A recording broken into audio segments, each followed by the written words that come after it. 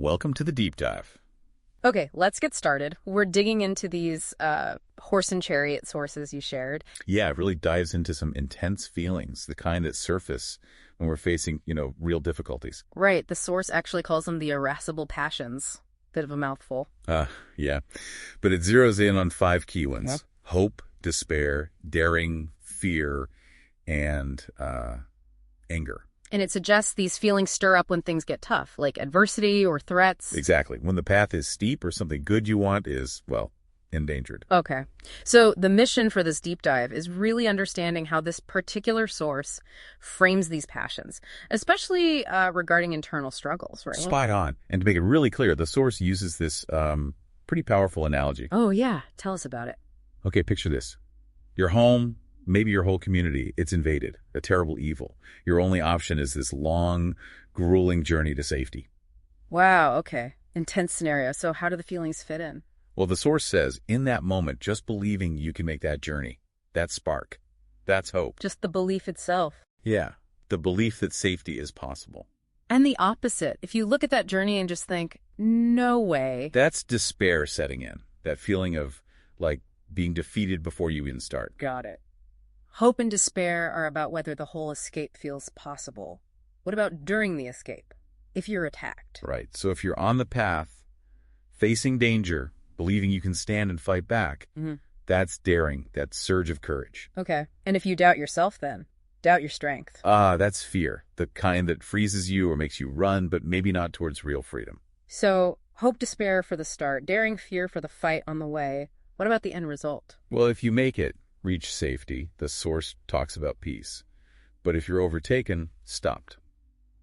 That's when anger rises. And this is where the source makes a distinction, right? It's not necessarily like destructive anger. Exactly. It's framed more as a righteous anger, a sort of this is wrong feeling, this shouldn't be happening. Okay, crucial point.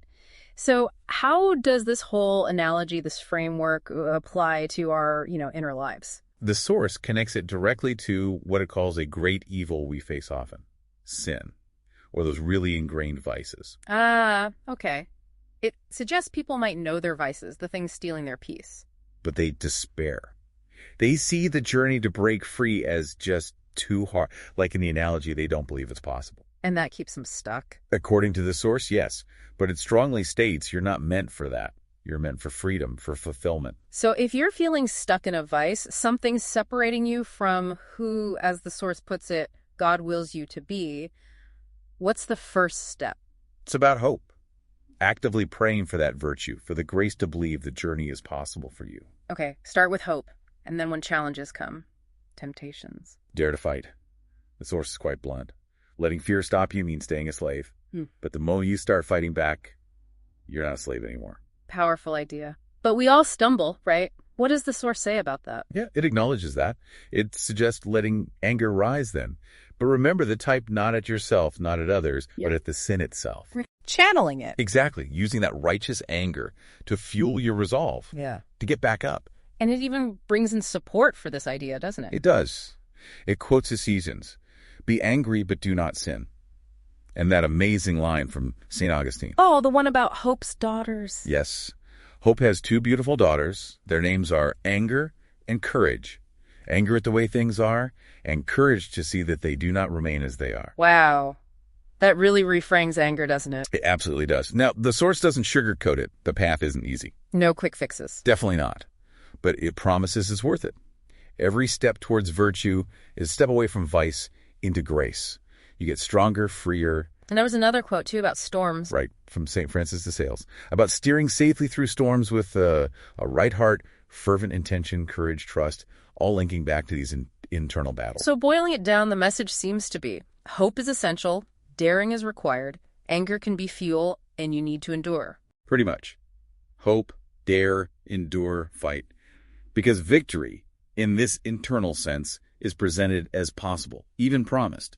So wrapping up this deep dive, the source material really casts these irascible passions hope, despair, daring, fear, anger as active forces in our struggles, especially the internal ones. Yeah, it's not just about feeling bad or good. It's about these energies and how they play out when things get really challenging. It offers this view that fundamentally you're meant for freedom. And that the fight is possible. And even anger, that specific righteous kind, can actually help. Right. It's quite a counterintuitive take on anger in some ways. Definitely.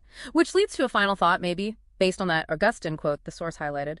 If anger at the way things are is a daughter of hope, what's something in your way right now that might deserve some of that righteous anger to maybe spark your courage for change?